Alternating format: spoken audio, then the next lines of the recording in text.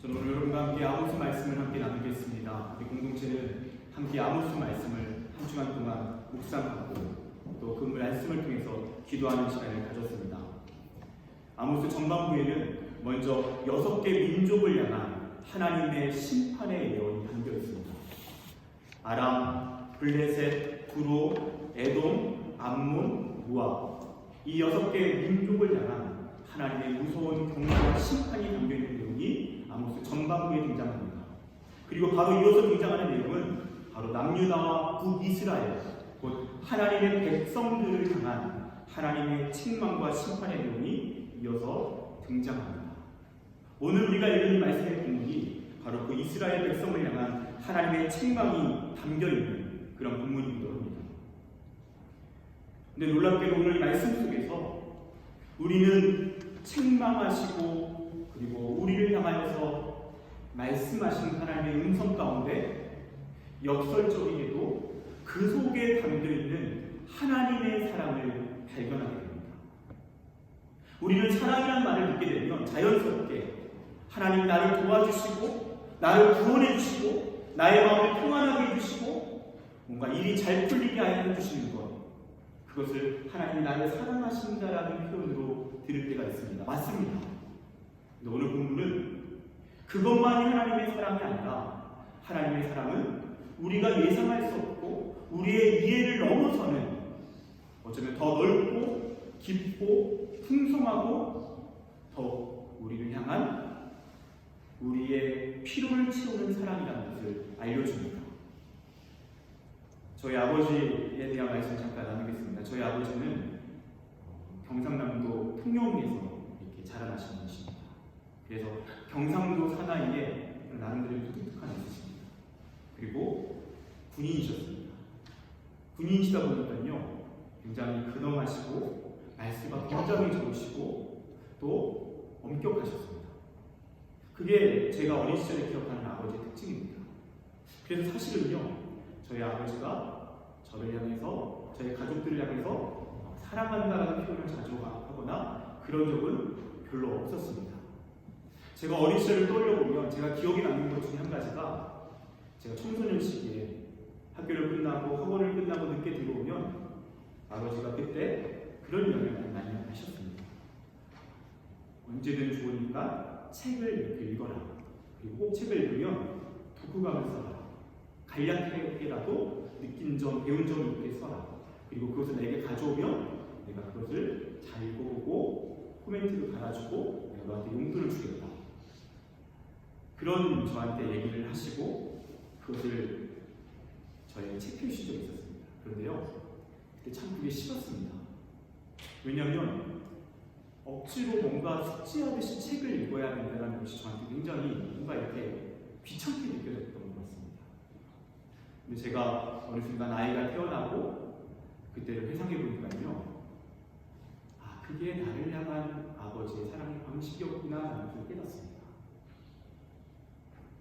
매일매일 일찍 출근하셔서 늦게 퇴근하신 아버지, 그래도 그 아들에게 찾아가서 책을 읽으라고 권유하고, 그리고 정말 대충 써왔지만 그 써온 그 독후감을 보면서 자세하게 코멘트를 달아주시고 정성껏 글을 써주시고 그리고 격려해 주시고 용돈을 주셨던, 말씀과 적으셨던 그 아버지, 정말 꾸준하게 저를 향하여서 그렇게 관심과 애정을 쏟아주셨던 그 시절을 떠올려보니까요, 그게 쉬운 게 아니구나. 그 말로 표현된 사랑은 아니었지만 그때는 나에게 굉장히 귀찮은 어떤 과제였지만 이 아버지의 사랑이라는 것을 뒤늦게 깨닫게 되었습니다. 여러분, 우리도 그런 것 같습니다. 우리는 하나님의 사랑이라고 생각을 하게 되면 우리가 기본적으로 가지고 있는 사랑의 틀이 있습니다. 이렇게 나를 대해 주셔야지만 나를 사랑하는 거야 라고 생각하는 것이 있습니다. 그런데 사랑이라고 하는 단어는 그렇게 단순하지 않죠. 쉽게 해석되지 않습니다. 우리가 생각하는 그 이상으로 더 깊고 풍성하고 아름답습니다. 그리고 때로는 당장에 이해가 안 되기도 합니다. 때로는 불편하게 다가올 때도 있습니다. 그 모든 것이 사랑의 이름입니다. 저는 오늘 본문에서 등장하는 하나님의 사랑이 바로 그런 사랑이라고 생각되어집니다. 하나님의 사랑은 오늘 본문에서 어떻게 등장합니까? 하나님께서는 사랑하시기 때문에 먼저 우리의 거짓된 사랑을 엄격하게 거부하십니다. 우리를 사랑하시기 때문에, 우리를 분명하게 사랑하신다는 그 진심 때문에 우리의 거짓된 사랑에 대해서는 타협하지 않고 그 사랑은 사랑이 아니라고 거부하십니다. 오늘 2절 말씀을 보십시오. 내가 땅의 모든 족속 가운데서 너희만을 알았나니 그러므로 내가 너희 모든 죄악을 너희에게 보응한다. 여러분, 여기서요, 내가 너희만을 알았다라고 하는 알다라는 단어는 제가 설교 때 많이 언급했던 단어입니다. 히브리어로 야다라는 단어입니다. 이 알다라는 것은 지식으로 아는 것이 아니라 온 가슴으로 아는, 그래서 부부가 서로를 뜨겁게 사랑하면서 서로를 알고 있다는 의미를 담고 있습니다. 그러니까 하나님께서 오늘 이 말씀에서 나는 너희만을 알았다는 의미는요, 난 너밖에 없어. 너가 나의 전부야. 그런데 이어서 등장하는 표현은 너는 나를 사랑하지 않는다. 너는 나를 그렇게 사랑하지 않는다. 나는 너밖에 없는데 너는 나 말고 많은 것이 있구나. 그 표현입니다.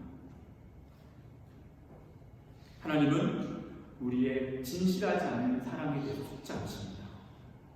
사랑하는 척 연기하는 것, 그리고 내가 얻고자 하는 것을 얻기 위해서 사랑하는 척하는 것, 하나님은 속지 않으십니다.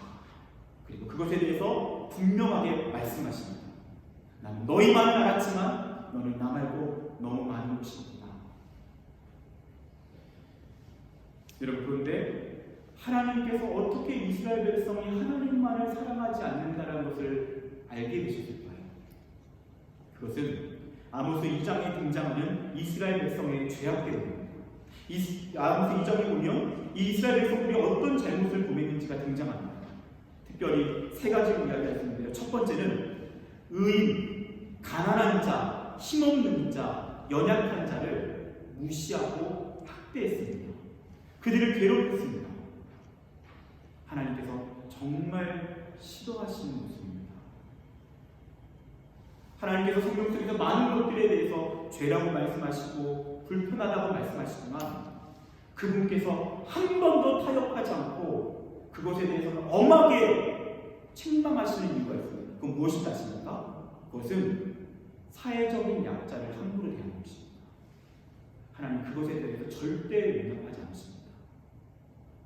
그것에 대해서는 하나님이 결코 그냥 넘어가신 적이 없습니다. 사람의 눈에 보이는 이유 때문에 그 사람을 차별하고 그 사람을 무시하고 어떤 사람들을 배제하는 것, 하나님 그것에 대해서 용납하지 않습니다. 실제적으로 제가 목사인데요, 목사가 교회에 어떤 성도가 오고 어떤 사람이 들어왔을 때 그 사람이 명품백을 들고 있고 좋은 옷을 갖춰 입고 좋은 스펙을 가진 사람이라고 제가 그 사람을 더 우대하고, 반대로 딱 봐도 가난과 그리고 잘 배우지 못한, 교양을 갖추지 못한 모습을 발견하는 동시에 제가 그 사람을 무시하는, 하나님 저를 가만두지 않으시고 가장 혐오하시는 모습, 그것은 바로 사회적인 약자에 대한 태도입니다. 그리고 이스라엘 백성들은 어떤 죄를 범했습니까? 성적으로 타락했습니다. 설교 중에 입에 담기도 어려운 말이지만 성경에 나와 있는 그대로 표현을 듣자면 아버지와 아들과 한 몸을 파는 여성과 함께 성관계를 맺은 내용을 언급하시면서 그 당시 이스라엘 백성이 이렇게 타락했다라고 엄하게 추구하십니다. 하나님은 성적 타락에 대해서 용납하지 않으십니다.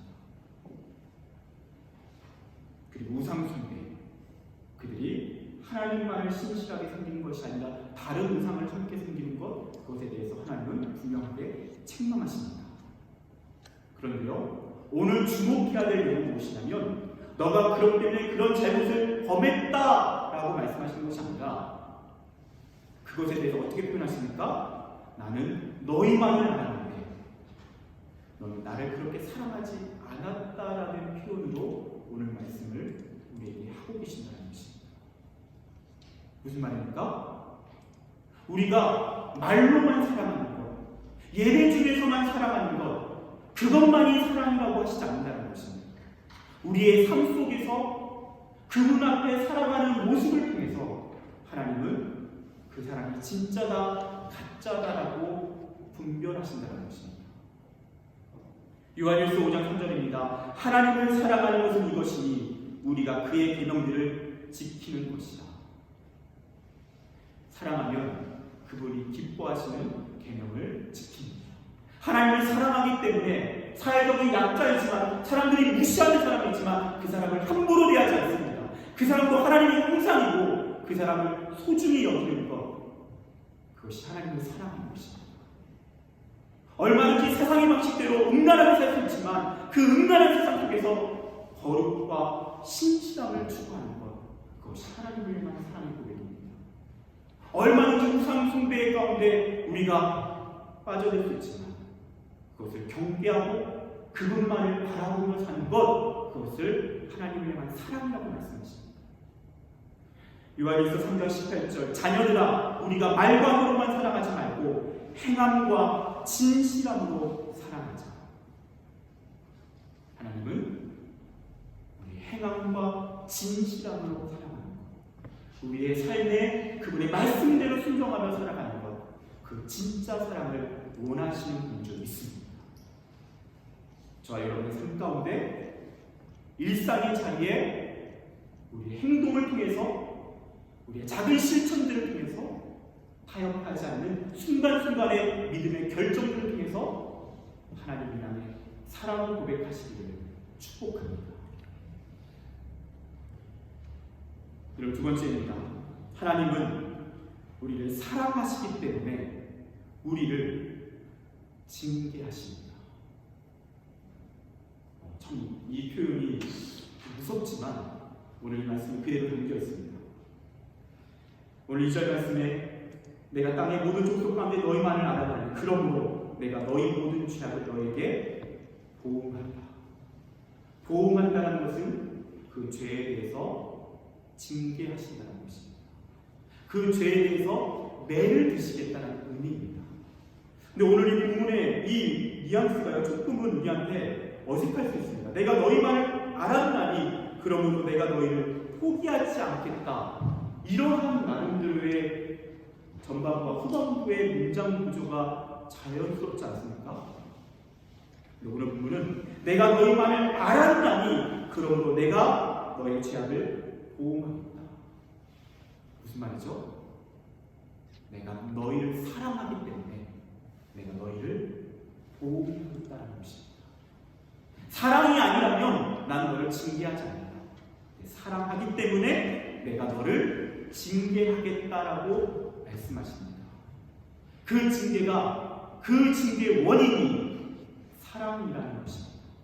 사랑의 매를 드신다는 것입니다. 근데 놀랍게도요, 히브리서 12장에도 이런 말씀을 들어보십시오. 너희가 참음은 징계를 받기 위함이라. 하나님이 아들과 같이 너희를 대우하시나니 어찌 아버지가 징계하지 않는 아들이 있으리요. 징계는 다 받는 것이거든 너희에게 없으면, 징계가 없으면 사생자요 친아들이 아니니라. 아멘. 하나님이 사랑하시기 때문에 징계하신다는 것, 사랑하시기 때문에 매를 드신다는 것입니다. 너무너무 중요합니다. 여러분, 만약에 혹시 이 자리에 내가 예전에 죄에 빠지고 하나님을 떠나 살고 내 마음대로 방황하다가 하나님 앞에 매를 맞고 돌아오시는 분들이 있습니까? 하나님 여러분 너무 사랑하시기 때문에 그렇게 하시는 것입니다. 여러분을 향한 결정적인 사랑이시고 그것은 우리가 하나님을 떠나 있을 때 우리를 징계하시는 그 모습입니다. 제가 한 번은 한 작년 정도의 일을 기억합니다. 은유가 크래시를 다니고 있었는데 이제 은유를 다시 데리고 찾으러 가야 되는 상황에 제가 간 적이 있었습니다. 그런데 은유 반에 여러 친구들이 있거든요. 장난꾸러기 남자아이들이 있는데 그 중에 한 명이 에드와르라고 하는 친구가 있었어요. 이 에드와르라는 친구가 아빠랑 손을 잡고 이렇게 가고 있었습니다. 근데 건너편에 엄마와 여동생을 발견합니다. 그러자 갑자기 아빠의 손을 뿌리치더니 그 대로를 보지도 않고 달려가는 것입니다. 그래서 큰일 났습니다. 차 사고가 나면 정말 일어나서는 안 되는 일이 한 적이 있었어요. 근데 그 아버지가 어떻게 했을까요? 손을 뿌리치고 도망친 그 아들을 향해서 그 사람들이 지나다니는 거리에 에아 하고 막 소리를 지르는 겁니다. 그리고 달려가서 에드와르를 눈을 보면서 막 혼내기 시작했습니다. 너 지금 생각이 있는 거냐고 하면서 막 난리를 치는 거예요. 여러분, 만약에 에드와르가 저랑 가다가 그런 일이 있었으면 어떻게 했을까요? 은유 아빠인 제가 그 옆에 있으면 어떻게 했을까요? 그렇게 하지 않았을 것입니다. 일단은 제가 그 아이의 아빠가 아니기 때문에 그렇게까지 혼낼 자격도 없을 뿐더러, 그리고 너무너무 깜짝 놀라고 안타깝지만 그 아버지의 사랑의 깊이만큼은 아니기 때문이겠죠. 에드와르의 아버지는 어떤 마음인가요? 그 아들이 싫어서 그러는 걸까요? 그 아들이 밉고 얄미워서 그러는 걸까요? 내 사랑하는 아들이 위험할 뻔했기 때문에, 다시는 이런 일이 반복돼서는 안 되기 때문에, 절대로 이 아들을 잃고 싶지 않기 때문에 그 자리에서 징계하는 것입니다. 사람들이 보는 말든 상관이 없는 것입니다.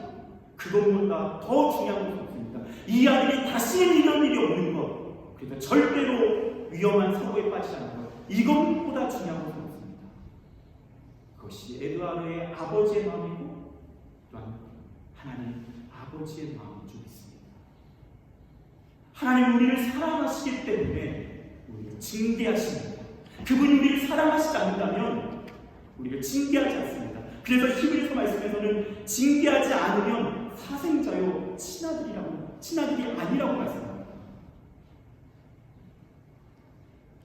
그렇기 때문에 여러분, 로마서 1장 28절에는요 이런 말씀이 있습니다. 또한 그들이 마음에 하나님 두기를 싫어하며 하나님께서 그들을 그 상실한 마음대로 내버려 두사 합당하지 못한 일을 하게 하셨습니다. 무슨 말입니까? 하나님이 포기해버린 사람들, 도저히는 회개의 기회를 줘도 도저히 회개하지 않는 사람들은 나중에 그냥 내버려 두신다는 것입니다. 그것을 신학적인 용어로 육이라고 얘기합니다. 하나님은요, 우리를 향해서 심판하실 때 가장 무서운 심판이 무엇인지 아십니까? 육입니다. 버리는 겁니다. 무관심해버리는 것입니다. 그 영혼이 어떠한 잘못을 보면도 그대로 두는 것입니다. 그래서 우리는 착각합니다. 어떤 독재자라든지 정말 악한 일을 보냈던 많은 사람들이 떵떵거리고 살고 하나님의 심판이 없는 것 같이 느껴질 때 우리는 하나님이 없는 것처럼 느껴집니다. 그런데 하나님 뭐라고 말씀하십니까? 하나님 그 사람을 내버려 뒀다라고 말씀하십니다. 그리고 더 무섭게 심판하실 것이라고 말씀하십니다. 하나님의 사랑은 관심입니다. 무관심은 사랑 없습니다. 하나님께서 우리를 징계하신 목적은 우리의 회복을 위한 것입니다. 우리를 살리기 위한 것입니다. 그 죄악 가운데 방치되어 있으면 우리의 영혼이 죽기 때문입니다. 우리를 살리기 위한 그분의 결정은 징계인 줄 믿습니다. 그래서 하나님은 오늘 말씀에서 사랑하기 때문에 징계한다고 말씀하십니다. 혹시 이 자리에 하나님의 징계를 받아서 혹시 아픔을 겪고 있는 분들이 있습니까? 하나님께서 그 영혼을 위로하시길 기도합니다. 그리고 그 전에 먼저 말씀드리는 것은 하나님 여러분을 사랑하시기 때문에 그 시간을 주십니다. 여러분을 그 어둠에 더 이상 포기할 수 없기 때문에 여러분을 그 징계를 통해서라도 돌이키기 위해서 그분은 끝까지 사랑으로 추적하십니다. 그 중에 하나가 징계입니다. 저와 여러분의 평생의 삶 가운데 우리를 징계하시는 하나님의 사랑이 있기를 축복합니다. 물론 누구도 그 징계가 있지 않도록 하나님 앞에 신실하게 살아가서 되도록이면 그 징계가 없는 삶을 더욱 축복합니다. 이런 마지막 세 번째, 하나님은 사랑하시기 때문에 지금도 우리에게 말씀하십니다. 이건 너무 중요합니다. 하나님은 사랑하시기 때문에요, 지금도 우리를 향해서 말씀하십니다. 오늘 7절과 8절 말씀을 보십시오. 그 전에 오늘 이 말씀에서 특별히 3절에서 6절까지의 말씀을 보면요, 7가지의 질문이 등장합니다. 이 질문의 핵심은 원인이 있기 때문에 결과가 있다라는 내용입니다. 근데 그 원인과 결과는 무엇이냐면 이런 내용입니다. 결국 7절과 8절의 내용을 하고자 그 질문이 등장하는 건데, 핵심은 이것입니다. 하나님이 아모스 선지자에게 말하라고 명령하셨기 때문에 아모스 선지자가 이렇게 위협을 무릅쓰고 하나님의 말씀을 전하고 있다는 것입니다. 여러분, 하나님께서 우리에게 말씀하시기 때문에 지금도 오늘 이 자리에서 하나님의 말씀을 듣게 하고 계신 줄 믿습니다. 하나님 우리를 향해서 여러 방편으로 지금도 말씀하시는 것입니다. 그래서 8절에 주 여호와께서 말씀하신 즉 누가 예언하지 아니하겠느냐라고 말하면서 아모스 선지자가 여호와께서 내게 말씀하셨기 때문에 내가 너희들에게 하나님의 말씀을 전한다라고 이야기하고 있습니다. 저 역시 부족한 사람이지만 감히 하나님의 말씀을 전하고 있는 이유는 하나님께서 이 자리에 그 말씀을 전하라고 세우셨기 때문입니다. 하나님은 지금도 우리에게 말씀하십니다. 오늘 이 시간 설교를 통해서 말씀하시고요, 여러분이 매일매일 읽어나가는 성경을 통해서 말씀하십니다. 기도를 통해서 말씀하십니다. 때로는 주변에 중요한 좋은 자들을 통해서 조언을 듣게 하심으로 말씀하십니다. 때로는 어떤 상황을 통해서도 말씀하시고요, 그분의 여러 방식으로, 때로는 신비적인 방법으로도 우리에게 말씀하십니다. 그 말씀은 물론 절망과 낙심에 빠져 있는 자에게는 위로의 말씀인 줄 믿습니다. 또한 어떤 사람에게는 새로운 꿈과 희망이 필요한 자에게는 꿈과 희망을 주시는 말씀인 줄 믿습니다. 단 오늘 말씀에서는 우리가 하나님을 떠나 있을 때 그 말씀은 우리를 향한 돌아오라는 회개에 대한 말씀을 드리고 있습니다. 저는 예전에 송태근 목사님이라고 하는 분은 한번 설교 중에 그런 간증을 하신 적이 있습니다. 송태근 목사님이라고 하는 분은 한국을 대표하는 설교가이시고 또 특별히 굉장히 성경 중심의 그런 신앙을 강조하시는 분이십니다. 그래서 그분은 어떤 체험이라든지 그런 특별한 경험에 대해서 조금은 조심스러운 분이십니다. 그럼에도 그분이 하나님께서 자기에게 특별하게 말씀하셨던 그 사건을 이야기하신 적이 있습니다. 그분이 목회를 하시면서 열심히 막 목회를 했다고 합니다. 막 건축을 해야 될 상황에서 열심히 건축을 하고 막 정신없이 수고하는 시간들이 있었는데, 어느 날 아침마다 큐티를 하는데 성경책을 펴놓고 큐티를 하는 중에 정말 그때가 유일한 경험이었는데, 이 정수리로부터 해서 뭔가 하나님의 큰 소리가 그야말로 크게 들렸다고. 그 소리는 이런 소리였습니다. 야, 이 도둑놈아! 깜짝 놀랐습니다. 주변을 둘러봤습니다. 주변에 사람의 소리가 아니라 그 소리는 성령의 소리였습니다. 그리고 그분이 말씀하셨습니다. 이런 말씀이었습니다. 어떤 사람이 밭에서 부활을 발견해서 자신의 모든 소유를 다 팔아 그 밭을 사는 것이 그게 헌신이냐 아니면 당연한 것이냐. 그 내용은 이런 내용이었습니다. 너가 목사로서 수고하고 헌신하는 것, 그게 그렇게 대단한 거냐? 그게 그렇게 대단한 거냐? 너가 하나님 나라의 영광을 정말로 믿는다면, 그 영원한 나라의 영원한 그 나라를 믿는다면, 너가 그것으로 스스로 공로의식을 가지고 목사로서 뭔가 대단한 일을 한 것처럼 그렇게 생각하고 있는 것이 그게 당연한 것이냐? 그 하나님의 책망을 듣습니다. 그리고 그분은 그 하나님의 무서운 책망을 받고 나서 솔직하게 그런 고백을 하시더라고요. 한 3개월 정도 영적인 우울증에 빠져 있었다고 합니다. 너무 괴로운 시간이에요. 그래서 너무너무 힘겨워서 당회 장로님들께 말씀드려서 제가 이대로는 지금 당장 목회가 안 될 것 같습니다. 특별하게 사정해서 한 3개월 정도를 어떤 섬에 들어가서 정말 아무것도 안 하고 멍하니 바다를 바라보면서 자신의 삶을 돌아보는 시간을 가졌던 거예요. 그리고 3개월이 흘러가고 돌아왔을 때 하나님 다시 그 목사님을 사용하기 시작하셨던 거예요. 그래서 지금도 목사로서 하나님을 향한 그 중심을 지키며 내가 절대로 목사로서 공로의식을 가지지 말아야겠다는 그 초심을 지키며 지금도 신실하게 목회하실 수 있다고 합니다. 하나님은 우리에게 말씀하시는 것입니다. 그 말씀은 때로 우리를 향한 책망일 수 있습니다. 우리를 향한 무서운 충고일 수도 있습니다. 여러분, 우리가 이것을 믿었으면 좋겠습니다. 그것은 우리를 향한 하나님의 사랑입니다. 우리를 돌이키기 위한, 우리의 삶을 다시 회복시키기 위한 하나님의 분명한 사랑의 증거입니다.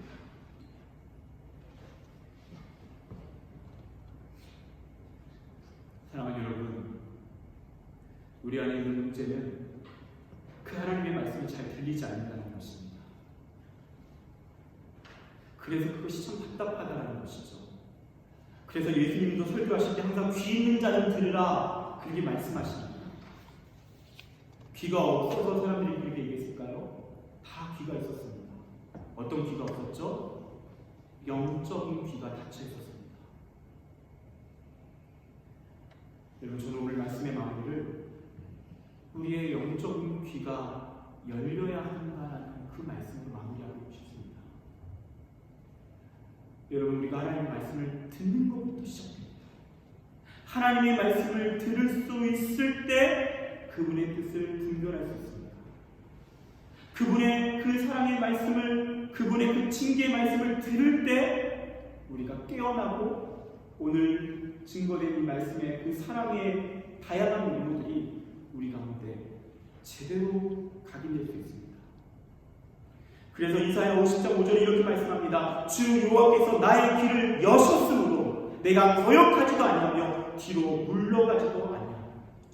주 여호와께서 우리의 귀를 열어주실 때에 우리를 향한 하나님의 사랑이 우리 안에 확실하게 정확하게 분별되고 그 사랑을 품게 될 줄 믿습니다. 1991년 여름 런던의 하이드 파크라는 곳에서 테너 가수 파바로티, 정말 세계적인 그런 테너 가수인 파바로티의 데뷔 30주년 기념 공연이 있었습니다. 그래서 무려 15만 명의 관중이 그 파바로티의 노래를 듣기 위해서 가득 그 현장을 모였습니다. 15만 명. 그날은요, 비가 쏟아지는 그런 날이었습니다. 그러자 사람들이 모두 우산을 쓰고 파바로티를 기다립니다. 공연 시간을 기다립니다. 근데 파바로티가 등장합니다. 그리고 비 오는 그날 15만 명의 관중 앞에서 입을 열어 노래를 하기 시작합니다. 놀랍게도 누가 한 명 나와서 그렇게 이야기하지 않는데 한 명 한 명 우산을 잡기 시작합니다. 우산을 젓고 그대로 비를 맞으면서 그 노래에 빠져들기 시작합니다. 왜 우산을 접었죠? 비가 우산에 부딪히는 그 소리 때문에 파바로티의 소리가 제대로 들리지 않기 때문입니다. 사랑하는 여러분, 우리가 하나님의 소리를 듣지 못하는 이유는 우리가 우산을 펴고 있기 때문입니다. 그 우산은 세상에 열려일 수 있습니다. 그 우산은 내가 만들어 놓은 하나님에 대한 형상 내가 이렇게 하나님 일하셔야 합니다 라고 만들어 놓은 하나의 영적인 오해, 착각 때문일 수 있습니다. 어쩌면 내 안에 있는 세상에 대한 욕망 때문일 수 있습니다. 그 내 안의 소리 때문에 우리는 그 하나님의 음성을 제대로 들을 수가 없습니다. 우리가 그 우선을 접을 때, 우리 안에 있는 그러한 하나님의 소리를 듣지 못하게 하는 그 원인을 제거할 때, 다시 그 하나님의 소리, 하나님의 사랑의 음성, 때로는 우리를 향한 책망일 수도 있고 위로일 수도 있고 회복일 수도 있고 회개에 대한 촉구일 수 있는 그 말씀이 다시 들려오게 될 줄 믿습니다. 함께 기도하겠습니다.